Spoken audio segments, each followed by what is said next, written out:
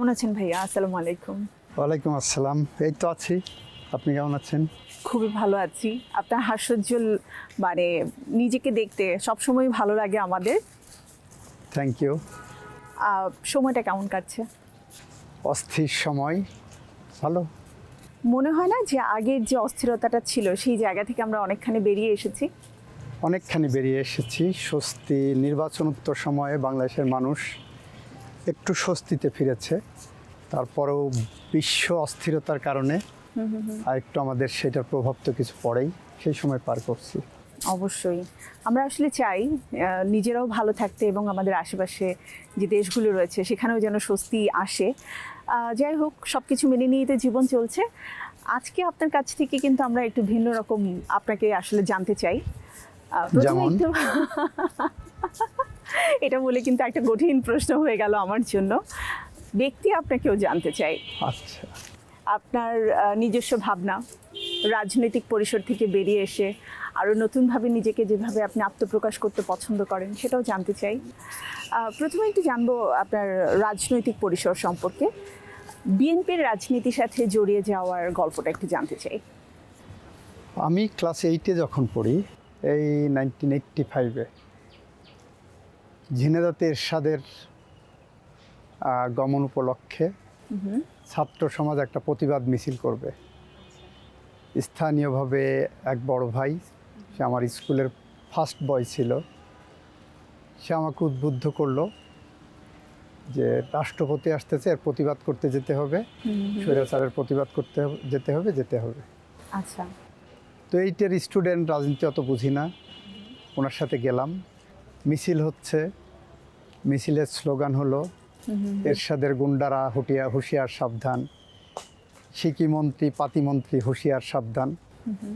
এই কথা আমার ভেতরে অনেক রকম ভাবে আলোড়ন সৃষ্টি করলো যে রাজনীতি করতে হলে মন্ত্রীদের গালি দেওয়া যায়, মন্ত্রীদের হুঁশিয়ার করা যায়, রাষ্ট্রপতিকেও পরোয়া করতে হয় না ছাত্র রাজনীতি করতে হলে। এখান থেকেই বেসিক্যালি আমার রাজনীতি যাত্রাটা শুরু হলো। মানে আপনি ওই দিনই প্রথম আসলে নিজের ওই দিনই নিজের মধ্যে প্রথম রাজনীতির একটা থ্রিল ফিল করলাম। ধীরে ধীরে কলেজে গেলাম, শৈলকুপা ডিগ্রি কলেজে। ঢাকা বিশ্ববিদ্যালয়ে ভর্তি হলাম। প্রচণ্ড রকম অ্যাক্টিভ ছিলাম, রাজনীতি আমার রক্তে মিশেছিল। এখানে আমার একটা ব্যাপার একটু জানতে ইচ্ছে করে, সেটা হচ্ছে ঢাকা ইউনিভার্সিটিতে আপনি 17তম ব্যাচ ছিলেন আইন বিভাগে। 17তম ব্যাচ। আইন বিভাগটা কি নিজের পছন্দ ছিল? পছন্দ ছিল। এখানে একটা গল্প আছে। জি। আমার বাবা চেয়েছিলেন আমি ইংরেজির শিক্ষক হই, যেহেতু স্যার নিজেও ইংরেজি শিক্ষক ছিলেন। পড়াতেন। আমার আম্মা চেয়েছিলেন আমি ল পড়ি। আচ্ছা। আমি যেহেতু রাজনীতি করি, আম্মা যখন দেখছেন যে কোনোভাবেই আমাকে আর ফিরাতে পারবেন না, সেই কারণে বললো যে যেহেতু রাজনীতি করে ল পড়ুক। তা আমার যখন চয়েস শিটে আসলো ঢাকা বিশ্ববিদ্যালয়ে ভর্তির সময়, আমার অপশন যেগুলো ছিল আমি যে কোনো সাবজেক্ট পেতাম। আমি ল টপে থাকে, তো আমি প্রথমে ইংরেজি লিখছি, তারপর কাটছি, তারপর ল লিখছি, তার এইভাবে 10 বার প্রায় কাটাকাটি করছি। আচ্ছা। লাস্টে আমাকে যখন তৎকালীন ডিন আইনের জেডাই চৌধুরী স্যার, উনি বললেন বাবা তুমি কোনটা পছন্দ করতে চাচ্ছ? আমি বলছি আমি কনফিউজ, বাবা চান ইংরেজি আর মা চান আইন পড়ি। বলে উনি তখন জিজ্ঞাসা করেন তুমি কি পলিটিক্স করো? আমি বলি করি। তখন বললো তাহলে ল নাও, ভালো না লাগলে 3 মাসের মধ্যে ব্যাক করতে পারবা, চেঞ্জ করা যাবে। সেভাবেই আমার লতে ভর্তি হওয়া। তো যে কথা বলছিলাম, এইভাবে ঢাকা বিশ্ববিদ্যালয়ে জাসদ ছাত্রলীগ করতাম, বিশ্ববিদ্যালয় কমিটির সাংগঠনিক সম্পাদক ছিলাম, কেন্দ্রীয় কমিটির প্রচার সম্পাদক ছিলাম, খুব অ্যাক্টিভ ছিলাম। এরপরে যখন প্রফেশনাল লাইফে গেলাম, সেখানে 2001 সালে সিগমা হুদার প্যানেলে সুপ্রিম কোর্ট বারে আমি প্রথম বিএনপির প্যানেলে আইনজীবী হিসাবে তখন নির্বাচনে অংশগ্রহণ করি। আচ্ছা। এবং এই জায়গাটাকে আমাকে ঠেলে দিতে উদ্বুদ্ধ করেছিলেন আদিলুর রহমান খান, ইন্টারিম গভর্নমেন্টের সাবেক উপদেষ্টা। এরপরে এগোতে থাকলাম। তারপর তো মানবাধিকার আইনজীবী। জি। মানবাধিকার আইনজীবী হিসেবে কাজ করতে করতে 2005-06 সালের দিকে আমার এক আত্মীয়, উনি প্রধানমন্ত্রী কার্যালয়ের সচিব ছিলেন। আচ্ছা। উনি বিএনপির থেকে নমিনেশন নেবেন বলে 7-এর নির্বাচনে ক্যান্ডিডেট হয়েছিলেন। আচ্ছা। উনি আমাকে ডেকে যখন বললেন যে তার দায়িত্ব নিতে নির্বাচনী কার্যক্রমের, তখন আমি দায়িত্ব নিয়ে এই প্রক্রিয়ার মধ্য দিয়ে আমি বিএনপিতে ঢুকে যাই। তার মানে 5-এর পরবর্তী সময়টাতেই মূলত সরাসরি বিএনপির সাথে সরাসরি সম্পৃক্ততা হয়েছে। জাসদ থেকে পরবর্তীতে যে আপনি বিএনপির প্যানেলে নির্বাচন করলেন, সেই সময় কোনো ধরনের চ্যালেঞ্জ আপনাকে ফেস করতে হয়েছিল? বরং এটা আমার সহায়ক ভূমিকা পালন করেছে। বিকজ 1979 সালে ওই কনস্টিটিউয়েন্সি থেকে জাসদের থেকে এমপি হয়েছিলেন যখন শহীদ রাষ্ট্রপতি জিয়াউর রহমান প্রেসিডেন্ট। শুধু ওই বেল্টটাই ছিল জাসদের একটা অন্যতম ঘাঁটি। শোলকুপাটা প্রগতিশীল রাজনীতির একটা কেন্দ্রবিন্দু ছিল ওই জন্যে। তো সেই সূত্র ধরে আমি বলি যে এটা আমার চ্যালেঞ্জের থেকেও বড় কথা, এটা আমার জন্য সহায়ক ভূমিকা পালন করেছে। আমি যতদূর জানি আমাদের মাননীয় চেয়ারপারসন মরহুম খালেদা জিয়া, বেগম খালেদা জিয়া আপনাকে ব্যক্তিগতভাবে খুব পছন্দ করতেন আপনার ড্রাফটিংয়ের জন্য। এটা নিয়েও নিশ্চয়ই একটা গল্প আছে। ওয়েল, ম্যাডাম আমাকে অপত্য স্নেহ দিয়েছেন, উনি আমার কাজ পছন্দ করেছেন, আমার রাজনীতি করার জন্য সুযোগ করে দিয়েছেন। উনি অনেক দূরদর্শী ছিলেন। বেগম খালেদা জিয়ার তুলনা উনি নিজেই। অবশ্যই নিজেই মানে আমরা তাকে আপোষহীন নেত্রী হিসেবে জানলেও তার যে আরও বেশ কিছু গুণাবলী রয়েছে, এবং আমার মনে হয় সঠিক মানুষকে মানে বাছাই উনি করার যে গুণ। কতটা উইটি ছিলেন, উনি জানতেন যে কাকে দিয়ে কোন কাজটা হবে। সবার সাথে ওনার সম্পর্ক ভালো ছিল, কিন্তু যাকে দিয়ে যে কাজটা হবে উনি তাকেই সেই অ্যাসাইনমেন্টটা দিতেন। এটাই বেগম খালেদা জিয়া। এবং ওনার সন্তান বর্তমান মাননীয় প্রধানমন্ত্রী, উনিও কিন্তু একই বৈশিষ্ট্যে একই গুণে গুণান্বিত। অবশ্যই, এবং যে পরিবর্তনের ধারা স্যার অলরেডি নিয়ে এসেছেন, আমরা কিন্তু তরুণ প্রজন্ম বিশেষ করে এতে করে নতুন একজন মানে প্রধানমন্ত্রীর কাছে তাদের যে চাওয়া পাওয়া ছিল তার আমি বলবো দ্বার প্রান্তেই দাঁড়িয়ে আছেন। এই যে সরাসরি যোগাযোগ করার যে মাধ্যমটা উনি তৈরি করে দিয়েছেন। আমরা মাননীয় প্রধানমন্ত্রীর প্র্যাগমেটিক কিছু ডিসিশনের কথা বলছি, যেটা খুব আপনাদের কাছে আপাত দৃষ্টিতে অনেকের কাছে মনে হতে পারে। তো এমন কি, প্রথম সিদ্ধান্তই সংসদ সদস্যরা ট্যাক্স ফ্রি গাড়ি আনতে পারবেন না। সংসদ সদস্য হয়েছেন জনসেবার জন্য, উনি আগে নিজের নামে প্লট নেবেন, এটা বন্ধ করে দিয়েছে। ওনার নিজের গাড়ি বহর চললে ঢাকা শহরে যে ট্রাফিক তৈরি হবে, বা উনি যাচ্ছেন বলে সব সিগন্যাল বন্ধ করে দিতে হবে, উনি কিন্তু সেই ব্যারিয়ার ভেঙেছেন। কিছুদিন আগে দেখেন, একটা ভিডিও খুব মানে ভাইরাল হলো এখনকার কথা অনুযায়ী, যেখানে দেখলাম যে খুব সাধারণ মানুষরা এসে মাননীয় ওনার সাথে প্রধানমন্ত্রী, হ্যান্ডশেক করেছেন। এটা দেখে কিন্তু অন্যরকম ভালো লাগা কাজ করছিল। তারপরে দেখেন বিমানবন্দরে প্রধানমন্ত্রী যাবেন বা আসবেন, মন্ত্রী পরিষদ সদস্যদের সবাইকে ওখানে হাজির থাকতে হচ্ছে, সচিবদের হাজির থাকতে হচ্ছে। এই যে একটা বিড়ম্বনা আমাদের মতো শহরে, উনি কিন্তু সেটা কমিয়ে 4 জনে এনেছেন। তো এই ছোট ছোট যুগান্তকারী পদক্ষেপ ভেরি প্র্যাগমেটিক এবং একটা সুদূর প্রসারী ইম্প্যাক্ট আছে। উনি আমাদের ক্যাবিনেট মিটিংয়ে বললেন, আমরা যেমন জানালার পর্দা দিয়ে ভিতরে লাইট জ্বেলে রাখি দিনের বেলায়, এসি চালিয়ে রাখছি, তো উনি যেটা চালু করেছেন ওনার অফিসে, জানালা যখন আছে, গ্লাস আছে, পর্দার দরকার নাই, ওই আলোই আসবে। আর যখন বাইরে সূর্যের আলো আসছে, তখন কিন্তু আমাদের লাইট জ্বালিয়ে রাখার দরকার একদম নাই। প্রয়োজন নেই। আপনি এসি ব্যবহার করবেন, ভালো কথা, 25-এ দেন, তাহলে আমার বিদ্যুৎ এবং জ্বালানি সাশ্রয় হবে। আরও কিছু প্র্যাগমেটিক চিন্তা ওনার মাথায় আছে, যেটা আমরা সময় মতো দেখতে পাবো। অবশ্যই, কারণ মতো দেখতে শুরুটা তো পাবো। মাত্র হলো, আরো অনেক কিছু পাওয়ার রয়েছে আমাদের। চেষ্টা করব প্রতিনিয়তই। রাজনীতি একটা চলমান প্রবাহমান নদীর মতো, এখানে অনেক কিছু আসবে যাবে, কিন্তু যেটা টিকে থাকার সেটা টিকে থাকবে, স্বচ্ছতার সাথেই থাকবে। দেশের অনেক কঠিন সময়ে আপনি সর্বোচ্চ পদে, মানে একজন আইনজীবীর যে স্বপ্ন থাকে সেই স্বপ্নের জায়গাতে অধিষ্ঠিত হলেন একজন অ্যাটর্নি জেনারেল হিসেবে। নিশ্চয়ই অনেক চ্যালেঞ্জিং ছিল। হ্যাঁ, অবশ্যই নিশ্চিতভাবেই চ্যালেঞ্জিং। কারণ আপনারা জানেন, জুলাই বিপ্লব উত্তর বাংলাদেশে মানুষের পাহাড় সমান এক্সপেকটেশন। 1, ফ্যাসিস্টদের বিচার হোক, 2, যাদের প্রতি অবিচার করা হয়েছে তাদের প্রতি ন্যায় বিচার করা হোক, 3, সবাই মনে করে যে ওভারনাইট সব বিচার কমপ্লিট হয়ে যাবে। সব মিলে বড় ধরনের একটা চ্যালেঞ্জিং প্রতিদিনই থাকতো। আলহামদুলিল্লাহ আমরা সব কিছুকেই স্বাভাবিকভাবে স্বাভাবিক গতিতে প্রায়োরিটি নির্ধারণ করে আমরা করেছি। তার মধ্যে ধরেন সেনসিটিভ মামলা যেগুলো ছিল, সিনহা হত্যা মামলা, আবরার ফাহাদ হত্যা মামলা, যেগুলো বাংলাদেশের ভিতকে নাড়িয়ে দিয়েছিল, বাংলাদেশের মানুষের মনের মধ্যে একটা অন্যরকম ঘৃণাবোধ তৈরি করেছিল ফ্যাসিস্টদের বিরুদ্ধে। তারপরে ধরেন ফ্যাসিস্টদের কাউকে কাউকে বিচারের মুখোমুখি করে তাদের একটা বিচার প্রক্রিয়া সম্পন্ন করা, এগুলো মেজর চ্যালেঞ্জ ছিল। এর সাথে কিছু সাংবিধানিক জটিলতা ছিল, সেই জটিলতাগুলোকে নিরসন করা। তার অন্যতম ছিল তত্ত্বাবধায়ক সরকার ইস্যু, এবং মানুষ যাতে 5 বছর পর পর স্বাধীনভাবে ভোট দিতে পারেন, সেই প্রক্রিয়াটা আমরা সম্পন্ন করেছি। আইন বিভাগকে মানে ঢেলে সাজানোর একটা ব্যাপার কিন্তু ছিল বিগত 18 মাস সময়টাতে, এবং তার পরবর্তীতে এত বড় একটা দায়িত্ব এবং সবচেয়ে স্বপ্নের জায়গাটা ছেড়ে সংসদ সদস্য হয়ে ওঠা এবং তার পরবর্তীতে আইনমন্ত্রী, এই জার্নিটাও কি একটু কঠিন না? কারণ এত লোভনীয় একটা জায়গা। আমার কাছে কখনো এটাকে লোভনীয় মনে হয়নি, আমি এটাকে দায়িত্ব মনে করেছি। এবং আপনি খোঁজ নিতে পারবেন, জুলাই বিপ্লবের পরে 5ই আগস্টের পরে 6ই আগস্ট আমার কাছে যখন প্রথম প্রস্তাব আসলো অ্যাটর্নি জেনারেল হওয়ার জন্য, I refuse to accept that. আমি হতে চাইনি, কারণ আমি বলেছি আমি রাজনীতি করি, রাজনৈতিক কর্মী, আমি নির্বাচন করব। আচ্ছা। কারণ আমার নির্বাচনের সাথে অনেকগুলো মানুষের স্বপ্ন জড়িয়ে।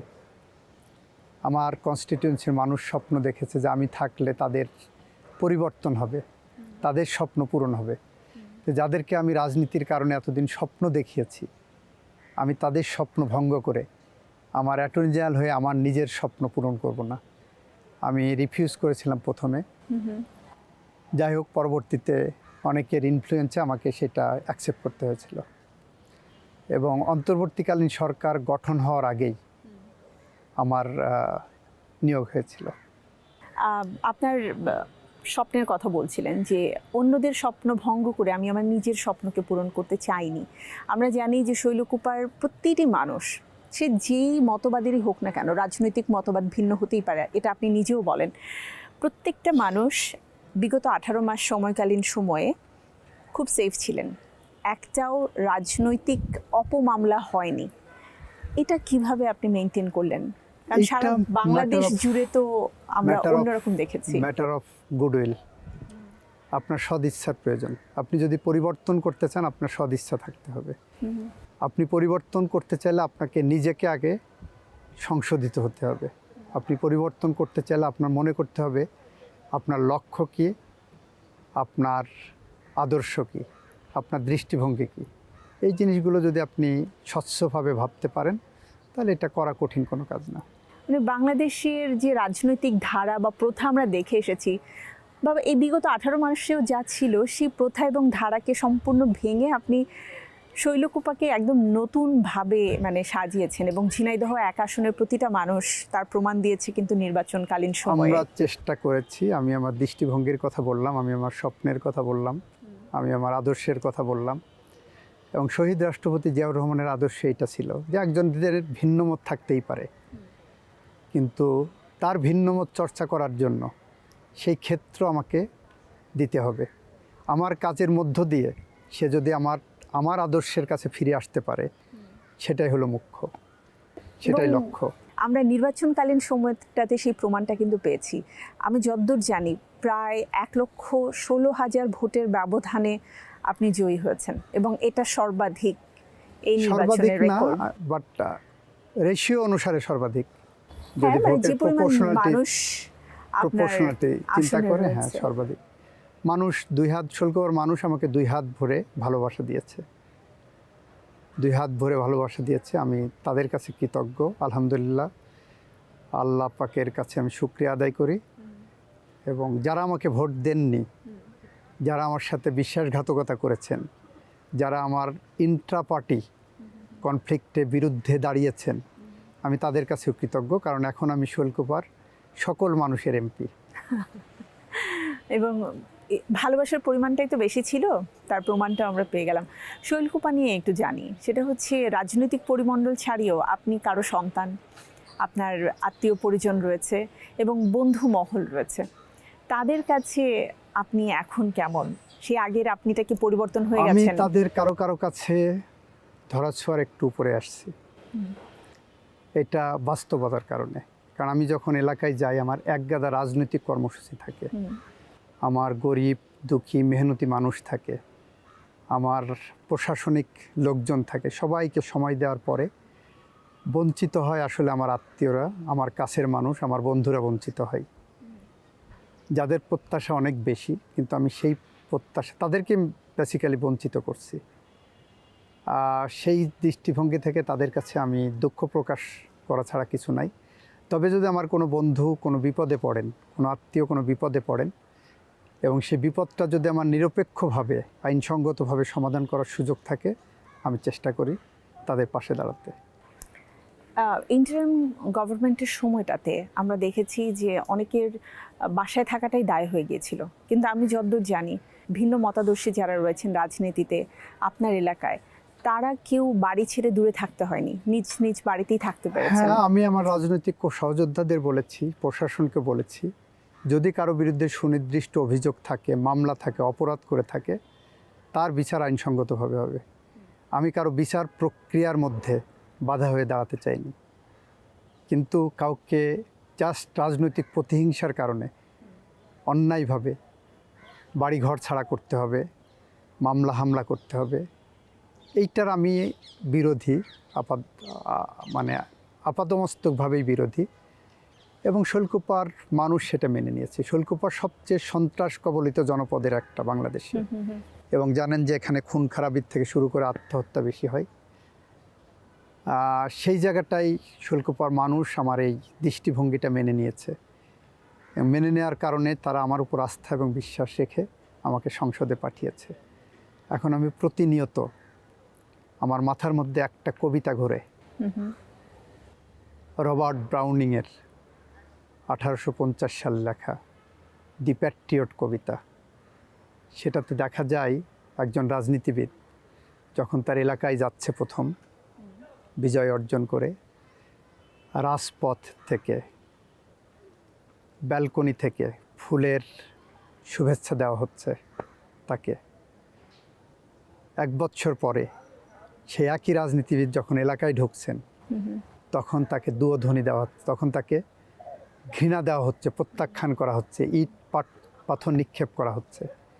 একজন রাজনীতিবিদের এই যে পরিণতি, আমি এটা নিয়ে সবসময় সচেষ্ট থাকি যে খোদা না করুক আমার শৈলকুপার মানুষ যাতে আমার উপর যে আস্থা, ভরসা, বিশ্বাস রেখেছে এবং যে ভালোবাসা দিয়েছে, এখান থেকে যাতে আমাকে কোন রকম দোষারোপ না করতে পারে যে তাদের স্বপ্নের জায়গা থেকে, তাদের প্রত্যাশার জায়গায় আমি আঘাত করেছি।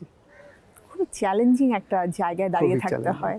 আমি যদি নিজের সুখ স্বাচ্ছন্দ্যের কথা চিন্তা করতাম, আমার পরিবারের সুখ স্বাচ্ছন্দ্যের কথা চিন্তা করতাম, আমি অ্যাটর্নি জেনারেল ভালো জায়গা ছিলাম। অবশ্যই কারোর কাছে দায়বদ্ধতা নেই, এলাকার লোকজনের এই যে স্বপ্নের জায়গাটাই। এমনি ইন জেনারেল আপনি আইনের প্র্যাকটিস করলেন কোর্ট কাছারিতে, কিন্তু একজন রাজনীতিবিদ হিসাবে, এমপি হিসাবে, মন্ত্রী হিসাবে এটা অনেক বেশি চ্যালেঞ্জিং। কোর্টের বারান্দা আর কোর্ট গাউন, এই নিয়ে তো একজন আইনজীবীর জীবন। মিস করেন? মিস করি, খুবই মিস করি। শুধু সেইটা না, আমি ওই দিন বলছিলাম অ্যাটর্নি জেনারেল থাকলে প্রতিদিন সকালবেলা যে কোর্ট গাউন পরতাম, কোর্ট কাছারি করতাম, মামলা মোকদ্দমা করতাম, প্রাইভেট 2-1টা ব্রিফ করলে বাজার সদাই করার পয়সাটা হয়ে যেত। কিন্তু মন্ত্রী হয়ে সেটা নাই, প্রতিদিন মানি ফ্লো কিন্তু নেই, প্রতিদিনের মানি ফ্লো নাই। সুতরাং এই জায়গাটা আর একটা মিস করার জায়গা। মানে প্রতিদিনের যে একটা অভ্যস্ততা ছিল সেখান থেকে বেরিয়ে আসা। একজন মন্ত্রীকে তো জীবনের অনেকগুলো ধাপ পেরিয়ে আসতে হয়, তারপরেও আবার চ্যালেঞ্জ। আমরা সবসময় স্বপ্ন দেখি যে আমি সর্বোচ্চ জায়গাটাতে যাব, কিন্তু এতগুলো ধাপ পেরিয়ে তারপর সর্বোচ্চ জায়গায় মানে আসার পরে রাতের ঘুমটা যখন কম হয়, চিন্তাগুলো যখন মাথায় ঘুরতে থাকে, তখন কি মনে হয় যে আগেই ভালো ছিলাম? এখন ওই দুঃখবোধ আসেনি। আচ্ছা, এখন ওই দুঃখবোধ আসেনি। তার কারণ আমার একটা ভালো দিক হলো, আমি যদি মনে করি এখন ঘুমাবো, এই যে আপনার সাথে কথা বলছি, আমি যদি মনে করি এখন আমি বেডে যেয়ে ঘুমাবো 5 মিনিটের মধ্যে, আমি সেটা পারবো বাহ। ইনশাল্লাহ। এই জায়গাটা কি তৈরি হয় নিজের কাছে স্বচ্ছ থাকার কারণে? স্বচ্ছ থাকার কারণে আমি জানি আমি কি করছি, আমার কতটুকু কখন কিভাবে করতে হবে, সেই কারণেই। বাহ। এই স্বচ্ছতার জায়গায় আসবার জন্য নিজেকে কিভাবে তৈরি করেছিলেন? নিজেকে কখনো আমার প্রত্যাশার জায়গাটা অনেক বড় করি নাই, যে আমার এটা হতেই হবে, এটা না পাইলে আমার কষ্ট হবে, এরকম কোনো জায়গায় কখনো আমি নিজেকে প্লেস করি না। আমার সবসময় মনে হয়েছে আমার দায়িত্ব কাজ করা, আমার যতটুকু টাস্ক আছে সেটা আমি করব, সামনে যেটা আমার প্রাপ্য সেটা আমার কাছে আসবে, আমার যেটা নয় সেটা আমার নয়। সেটা পাওয়ার প্রত্যাশা না করাই ভালো। প্রত্যাশা না করাই ভালো। আমি নমিনেশন চেয়েছিলাম, প্রত্যাশা করেছিলাম নমিনেশন পাবো, না দিলে না দিল, আচ্ছা, নমিনেশন পেলাম, মানে পেতেই হবে এই এমন কোনো ব্যাপারটা, এরকম ব্যাপার না। কিন্তু মন ভাঙতো তো? ঠিক এখন বলতে পারবো না, একটু খারাপ তো লাগতোই। ক্যাবিনেটে ঢুকছি, ক্যাবিনেটে ঢোকার ব্যাপারেও আপনার খোঁজ নিতে পারেন, ইনভেস্টিগেটিভ জার্নালিজম দেখতে পারেন। আমি কারো কাছে যে বলি নাই যে আমার মন্ত্রী হতে হবে। আমার মনে হয়েছে যে এই দলের নেতা তারেক রহমান, উনি দেশ চালাবেন, পরিবর্তনের অঙ্গীকার নিয়ে আসছেন, ওনার টিমে উনি যাদেরকে যোগ্য মনে করবেন যে জায়গায়, উনি তাদেরকে ইন্ডাক্ট করবেন, সেটাই আমি মানবো এবং সেটাই আমার জন্য, দেশের জন্য মঙ্গলজনক, দলের জন্য মঙ্গলজনক, এটাই আমি ভেবেছি। একজন অ্যাটর্নি জেনারেল একজনই হন, আর ক্যাবিনেট সদস্য বা সংসদ সদস্য 300 জন। আইনমন্ত্রী হবেন সেটা তো আগে থেকে জানা ছিল না। আমার কাছে তো মনে হয় এটাও অনেক চ্যালেঞ্জিং একটা ডিসিশন ছিল, যে একজন থেকে বেরিয়ে এসে 300 জনের একজন হওয়া। কোনো চ্যালেঞ্জ নাই, বিকজ আমি মনে করছি ওখানে আমি দায়িত্ব পালন করেছি, জনগণ বিচার করবেন আমি সঠিকভাবে করেছি কিনা। ঠিক আছে, আমি এমপি হব, এমপি হওয়াটা আমার কাছে একটা প্রত্যাশার জায়গা ছিল, হলে ভালো, এটা একটু চেয়েছিলাম, কিন্তু মন্ত্রিত্বটা অতটা প্রত্যাশার জায়গা না আমার। অ্যাটর্নি জেনারেল থেকে আপনি যখন একজন আইন মন্ত্রী হয়ে গেছেন, তখন তো আপনার প্রতি মানুষের যে প্রত্যাশা ছিল সেটা আরও অনেক গুণ বেড়ে গেছে। এই প্রত্যাশাকে কখনো মনে হয় যে যদিও সময়টা বেশ দীর্ঘ 5 বছর, কিন্তু অনেক সময় বড় কিছু কাজ সম্পাদনের জন্য 5 বছরও তো যথেষ্ট নয়? হ্যাঁ, বড় কিছু কাজ সংস্কারের জন্য 5 বছর যথেষ্ট সময় না, মানুষের প্রত্যাশা অনেক বেশি, এটাও জানি। আমার জায়গা থেকে আমার প্রত্যাশার জায়গা পূরণ করার চেষ্টা করব। তার সবচেয়ে বড় যেটা, আমি নির্লোভ, নির্মোহ, দুর্নীতিমুক্ত থাকাটা, মানুষের এই প্রত্যাশাটাই আমি মনে করি প্রায়োরিটি পাবে। সেইটা যদি আমি থাকতে পারি, আমার ছোটোখাটো ভুল ত্রুটি মানুষ ক্ষমা করবে। অবশ্যই।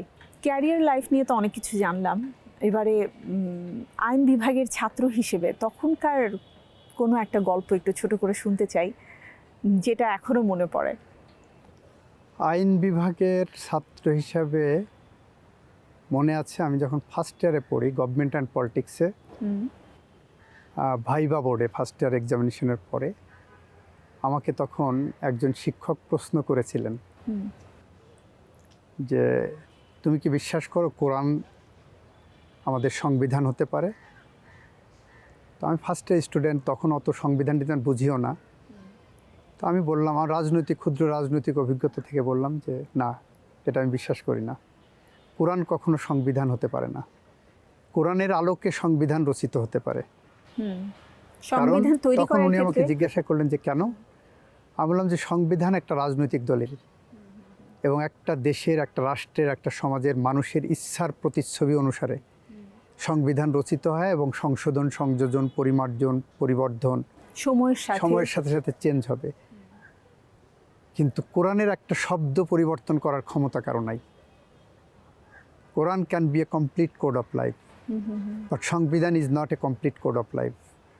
সংবিধান একটা রাজনৈতিক দলিল রাষ্ট্র পরিচালনার জন্য। শুধু আপনি কোরআনের আলোকে সংবিধান রচনা করতে পারবেন সেই আদর্শে বিশ্বাস করলে, কিন্তু কোরআনকে সংবিধান হিসেবে নেওয়াটা আমার ইয়ে না। তখন এন্টার বোর্ড ওনারা বলছিলেন যে এই ম্যাসিউড আনসারটা আমরা অনেকের কাছ থেকে পাবো না। সো এটা এখনও আমার মনে আছে, আমি ফার্স্ট ইয়ারের পরীক্ষার সময় এটা করেছিলাম। এবং মানে খুবই অল্প বয়স, হয়তো 22-23 বছর বয়সের একজন টকবকে যুবক।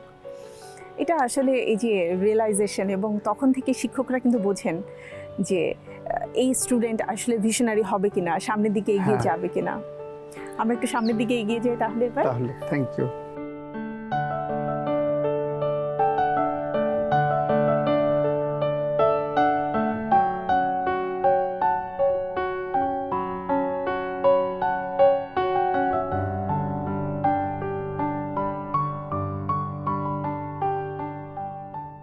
এবারে একটু কঠিন একটা প্রশ্নই করব। হ্যাঁ হ্যাঁ নিশ্চয়ই। 5ই অগস্টে যদি আমাদের মহামান্য রাষ্ট্রপতি পদত্যাগ করতেন বা তাকে সরিয়ে দেওয়া হতো, তাহলে কি ধরনের সমস্যার সম্মুখীন হতে পারতাম আমরা? 5ই আগস্টে যদি মহামান্য রাষ্ট্রপতিকে সরিয়ে দেওয়া হতো, তাহলে সাংবিধানিকভাবে স্পিকার রাষ্ট্রপতির দায়িত্ব পালন করতেন। তা আপনি যদি রাজনৈতিক দৃষ্টিভঙ্গি দিয়ে দেখেন,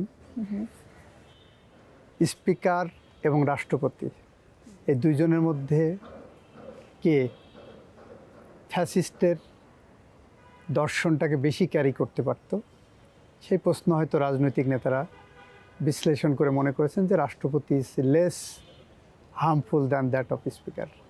এই কারণে তারা এই পথ বেছে নিয়েছেন। সো সুন্দর একটা সমাধান সেই জায়গা থেকে সেই জায়গা হয়েছে। থেকে এটা রাজনৈতিক যে আপনি balance of convenience and inconvenience দেখবেন, যে আপনার এখন আছে আপনি ডাঙ্গায় আছেন, আপনার সামনে বাঘ, আপনার জলে গিয়ে নামলে কুমির। এখন আপনি কোনটা পথ বেছে নেবেন? বাঘের জায়গা থেকে আপনি দৌড়ে পালাতে পারবেন, কুমিরের জায়গা থেকে আপনি হয়তো পারবেন না। সাঁতার না জানলে তো সাঁতার আরো না কঠিন। জানলে আরও কঠিন। এরকম একটা পরিস্থিতির মধ্য দিয়ে হয়তো রাজনৈতিক নেতৃত্ব এই বিষয়ে সিদ্ধান্ত নিয়েছেন। এবারে আপনার কাছে জানতে চাই ভাইয়া, সেটা হচ্ছে ক্ষমতার চেয়ার কি আসলেই গরম? সামটাইমস। তবে যদি কেউ ক্ষমতা হিসেবে দেখে আর কেউ যদি এটাকে দায়িত্ব হিসেবে দেখে, তখন এটা গরমের জায়গায় থাকে না, তখন দায়িত্বের জায়গায় এটা ভারী হিসাবে থাকে। একটা দায়িত্ব, দায়িত্ববোধের রেসপন্সিবিলিটি জায়গা সবসময়। থেকে তখন মনে হয় যে আমার দায়িত্ব পালনে কোনো ব্যত্যয় হচ্ছে কিনা। তো সেই জায়গা থেকে আপনি তো সবসময় খুব ডাউন টু আর্থ, তো সেটা জানি না, আমি আচ্ছা এই আমিটাকে এবারে আমরা একটু জানি। আমি যতদূর জানি আপনার স্টুডেন্ট লাইফে যার সাথে সম্পর্ক হয়েছিল তার সাথেই পরবর্তীতে পরিণয়, পারিবারিক জীবন সম্পর্কে জানবো। ভাবি কেমন? আমি ফার্স্ট ইয়ারে ঢাকা বিশ্ববিদ্যালয়ে ভর্তি হওয়ার পরে যার প্রেমে পড়েছিলাম, যাকে কথা দিয়েছিলাম, তাকেই বিয়ে করেছি বিশ্ববিদ্যালয় জীবন শেষ করার পরে। আমরা প্রেম করেছি 5 বছর। আমার সাথে যে লোকটা 24 ঘন্টা চলতো সেও জানতো না। সত্যি? হ্যাঁ। দুজন একই ডিপার্টমেন্টের না, ছিলেন? আলাদা ডিপার্টমেন্টের। তাহলে আমাদের দেখা হতো মধুর ক্যান্টিনে, রাজনৈতিক পরিমণ্ডলে, রাজনৈতিক চায়ের টেবিলে, দ্যাটস অল। আর বিয়ে করেছি, আলহামদুলিল্লাহ আছি, চলে যাচ্ছে। ভাবির নাম জানবো। শিরিন সুলতানা। শিরিন সুলতানা, আচ্ছা সুন্দর একটা নাম। আমার নাম শিরিন জাহান শান্তা। আচ্ছা আচ্ছা। নাম মিলে গেল। ওনার নাম শিরিন সুলতানা মুমু। মোমো ডাক নাম। তাহলে মাধবীটাকে, যে মাধবীর কাছে এত মাধবী। গল্প, এটা অনেক বড় কঠিন প্রশ্ন এবং সবার প্রশ্ন। আমি যদি আজকে আপনাকে মাধবীর নাম বলে দিই, তাহলে আমার পাঠকরা আর মাধবীকে খুঁজতে চাইবে না, সুতরাং এটা অজানাই থাক। কিন্তু মাধবীকে যে এত মনের অজানা গল্প বলছেন, এত প্রত্যাশার কথা, আপনার রাজনৈতিক পথে হেঁটে চলা, জীবনের দর্শন, সবকিছু, সেই মাধবী কি আপনাকে সাড়া দেয় সব সময়? হ্যাঁ, মাধবী সাড়া দেয় বলেই তো মাধবীর কে লিখি। মাধবীর সাড়া না দেওয়াটাও সাড়া দেওয়া। যখন মাধবী আমাকে উপেক্ষার দহন দেয়, যখন মাধবী আমাকে তাকিয়ে দেখে না, যখন মাধবী আমাকে অবহেলা করে, সেটাও আমার সৃষ্টির প্রেরণার উৎস হয়ে থাকে। মোমো আর মাধবীর মাঝে কি কখনো কনফ্লিক্ট হয়? ঠিক কনফ্লিক্ট আমি বলবো না, দুইজনের দুইটা পরিমণ্ডল আলাদা। এইটা আপনি রবীন্দ্রনাথের শেষের কবিতার লাবণ্য এবং কেতকী চরিত্র যদি দেখেন, অনেকটা তার কাছাকাছি। মাধবীকে সময় দিতে যে এমন কি কখনো হয়েছে যে পারিবারিক আবহ থেকে বেরিয়ে যে নিজেকে ভাবতে হয়েছে আলাদা করে? মাধবী যখন আমি লিখি, তখন পৃথিবীর মোটামুটি সব কিছু ভুলে যাই। আমার বেশিরভাগ মাধবী লেখা হয়েছে হয় ট্রাফিক জ্যামে বসে অথবা গভীর রাতে। তার মানে আপনি আপনার জীবনের যে সময়টা আসলে আমরা অনেক সময় হয় মানে ফেসবুকে স্ক্রল করে কাটিয়ে দিই, কিন্তু আপনি সেটা না করে মাধবীকে নিয়েই কাটিয়েছেন। মাধবীকে নিয়ে কাটিয়েছি।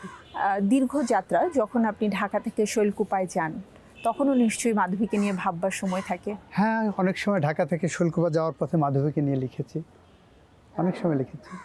মাধবী তো একটা ফিমেল ক্যারেক্টার, কিন্তু আমি জানি আপনার শৈশবের যে অনেক স্মৃতি রয়েছে সেটা কুমার নদকে ঘিরে আছে। কেন আপনার গল্পে কোনো পুরুষ কখনো প্রাধান্য পায়নি? পুরুষের সাথে প্রেমকে ফুটিয়ে তোলা যায় না, আর যদি পুরুষের সাথে কোনো প্রেমকে ফুটিয়ে তোলা হয়, আমাদের সমাজে সেটাকে অন্যভাবে ব্যাখ্যা করবে। সুতরাং আপনি মনের সব কথা মনের দুয়ার খুলে বলতে পারবেন শুধুমাত্র একজন নারীর কাছে, যেখানে আপনার ইমোশন থাকবে, আপনার প্রত্যাশা থাকবে, আপনার বিরহ থাকবে, আপনার দহন থাকবে, তখনই তার মধ্য দিয়ে আপনার সব কিছু বেরিয়ে হয়ে আসবে। কিন্তু আপনার একটা ছেলে বন্ধুর সাথে ঠিক সব কথা এভাবে খুলে বলা যায় না।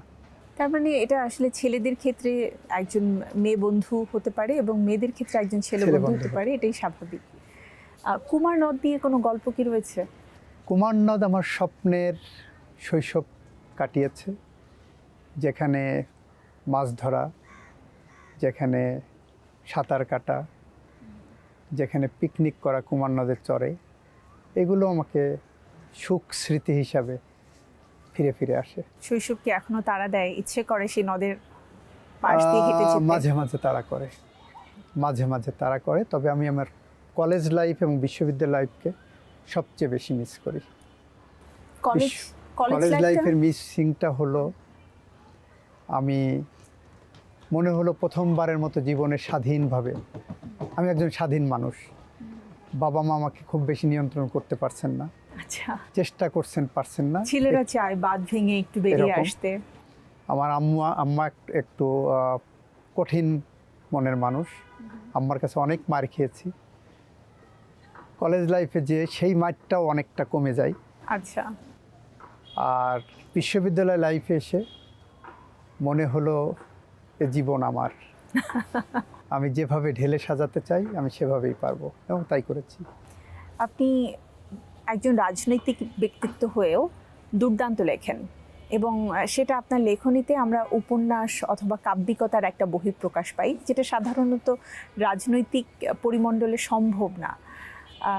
সেই সাহিত্যিক বা কবি মনের মানুষটাকে আমরা কি কখনো বই আকারে খুব সুন্দরভাবে পাবো, যেখানে উপন্যাসই থাকবে? মাধবী সিরিজটা খুব দ্রুতই আপনাদের সামনে আসবে আচ্ছা, বই আকারে। আমার আরেকটা সিরিজ আমি লিখতাম, সেটা হলো আমার বেড়ে ওঠা, আমার বড় হওয়া। আচ্ছা, ওটা বই আকারে আসবে, তার মানে খুব রিসেন্টলি আমরা পাচ্ছি। রিসেন্টলি পাবেন। রাজনৈতিক জীবন এবং আপনার ব্যক্তিগত জীবন, দুটো জীবনকে ঘিরেই আমরা জানি যে আপনি সময়কে খুব মেরে চলেন, কিন্তু পাশাপাশি সবাই একটু আপনাকে ভয়ও পায়, কারণ সময়টা আপনি যেমন মেনটেন করেন, পাশাপাশি অন্য কেউ যদি সময় মেনটেন না করে তাহলে আপনি একটু রাগান্বিত হয়ে যান। হ্যাঁ, কথাটা সত্য। আমি সময় মেনটেন যেমন করি, অন্যের কাছ থেকেও সেরকম প্রত্যাশা করি, কারণ আমি আমার প্রত্যেকটা সেকেন্ড আমি ঠিক করি যে এরপরে আমি কি করব। কিন্তু অন্য যদি সময় মেনটেন না করে, আমার পরবর্তী শিডিউলটা এখানে নষ্ট হয়ে যাবে। তো আপনি আসলে পরবর্তী শিডিউলটা কি হবে না হবে সব কিছু মাথায় রেখে? হ্যাঁ, একটা দিনের কর্মসূচি তো সারাদিন কিসের পর কি করবো একটা ঠিক করাই থাকে। সন্তানদের গল্প শুনবো। আমার 2 মেয়ে, আমার বড় মেয়ে অঞ্জলি জামান কথা, ও নটিংহাম ট্রেন্ট বিশ্ববিদ্যালয় থেকে ইউকেতে আইনে স্নাতক করেছে, এখন বারেড ল করছে, সাথে সাথে এলএলএমও করছে। বাহ। আমার ছোট মেয়ে অধরা জামান, ও সানবিম স্কুলের ক্লাস 6-এর ছাত্রী। আচ্ছা, বড় মেয়ে কি রাজনৈতিক পরিমণ্ডল ভালোবাসে, বাবার পথে হাঁটতে চায়? না, ওরা কেউ এই পথে আসতে চায় না, এখন পর্যন্ত আমি দেখি নাই। হয়তো বা বাবাই প্রথম এবং শেষ জেনারেশন পলিটিশিয়ান। বাবাকে কি মিস করে অনেক বেশি ব্যস্ততার কারণে? এটা একটা কারণ। হ্যাঁ, 2 মেয়ে মিস করে, তাদের সাথে নিবিড়ভাবে মিশলে তখন বলে। আপনার শৈশবের গল্পে যদি আমরা আবারও ফিরে যেতে চাই, তাহলে সেখানে ঈদ চলে আসে। ঈদের আনন্দ শৈশবে কেমন ছিল আর এখন ঈদ কেমন কাটে? দেখেন, আমি ক্লাস 8 থেকে যখন রাজনীতিতে সম্পৃক্ত হয়েছি, তখন থেকে রাজনীতি আমার ধ্যান জ্ঞান, খুব পায়াসলি রাজনীতিটা করার চেষ্টা করেছি। ফলে ঈদের আনন্দ আমার ঠিক অতটা টানেনি যতটা রাজনৈতিক আনন্দ টেনেছে। আমার ঈদটাও রাজনৈতিক পরিমণ্ডলে পরিবেষ্টিত। কারণ ঈদের এভাবে দিন কেটেছে। বন্ধু বান্ধব বন্ধু বান্ধব সেটাও রাজনৈতিক সার্কেল, সেটাও রাজনৈতিক সার্কেল। রাজনীতি করতে যে যদি প্রাপ্তির কথা জানতে চাই, আপনার প্রাপ্তি এবং প্রত্যাশা কতটা মিল ছিল বা আছে? আমার প্রত্যাশা যতটা প্রাপ্তি অতটা প্রত্যাশা করি নাই। প্রত্যাশার চেয়েও প্রাপ্তির প্রাপ্তি সংখ্যা অনেক বেশি। বেশি। এই জন্য আপনি আপনার নিজেকে ধন্যবাদ দেবেন, নাকি আপনাকে যারা ভালোবেসেছেন, যারা আপনার রাজনৈতিক দর্শনের সাথে আপনার পথে হেঁটেছেন? বোধ, আমার নিজের কমিটমেন্ট এবং আমার কমিটমেন্টকে ভালোবেসে যারা আমার পাশে দাঁড়িয়েছেন, সাথে হেঁটেছেন, আমার সহযোদ্ধারা, আমার বন্ধু, আমার পরিবার, আমার আত্মীয় স্বজন, আমার দল, সবাই ধন্যবাদ পাওয়ার যোগ্য। সবাই যার যার জায়গা থেকে ক্ষুদ্র ক্ষুদ্র অবদান রেখেছে আমার এই প্রাপ্তিতে। এবারের ঈদ কেমন কাটছে?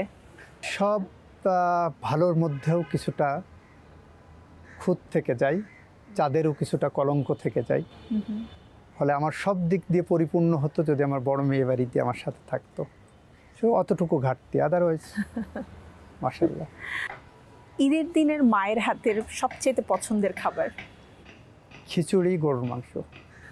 এটা বোধহয় আমাদের যারা পদ্মার ওপারে বাড়ি তাদের খুব কমন পছন্দের একটা খাবার, তাই না? সাথে একটি লেবু কাঁচামরিচ হলে তো কথাই নেই। কথাই নেই। আর বিয়ের পরে ঈদের দিনে বউয়ের হাতে পছন্দের খাবার? মুরগির মাংস, চালের রুটি। আপনাকে দেখলে মনে হয় আপনি অনেক স্বাস্থ্য সচেতন। না, আমি খাই তো, আমি 3 বেলা ভাত খাই বলা যায়। আচ্ছা, মানে খেতে পছন্দ করেন? খুব বেশি না, বাট খাওয়ার ব্যাপারে আমার একটা শৌখিনতা আছে। কিন্তু সেটা কি খুব পরিমিত? পরিমিত। নিজের আমি সব কিছুই পরিমিত থাকতে পছন্দ করি, করতে পছন্দ করি। নিজের জীবনকে অনেক বেশি আলো ঝলমলে না করে একটু কেন মানে নিভু নিভু বা ডিম আলোকে বেছে নিয়েছেন, যেটা আপনার লেখা দেখে আমার মনে হয় যে আপনি চাঁদের আলো খুব বেশি পছন্দ করেন? এটার কারণ হলো আলো ঝলমল সাময়িক, আর একজন মানুষের জীবন যেরকম হওয়া উচিত, সে স্টেডি হওয়া উচিত, সেই কারণেই এরকম।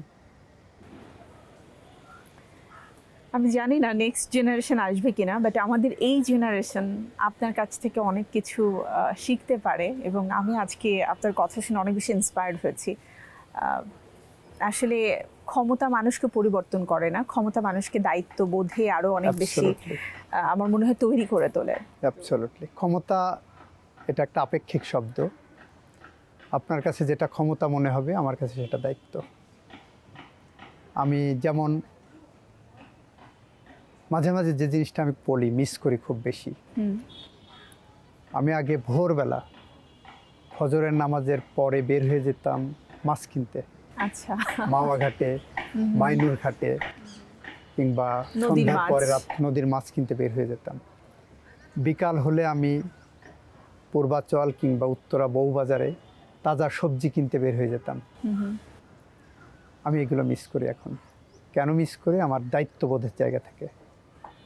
এবং কিছু তো প্রোটোকল মেইনটেইন আপনাকে করতেই হয়, এইসব মিলে। ফলে ক্ষমতা এবং দায়িত্ববোধ দুইটাই আপেক্ষিক শব্দ, যে যেভাবে দেখে, দৃষ্টিভঙ্গির ব্যাপার।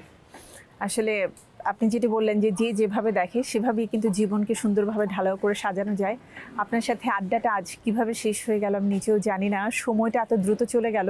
ইচ্ছে করছিল আরও অনেকখানি শুনতে, সেই সুযোগ নিশ্চয়ই আবারও আমরা পাবো।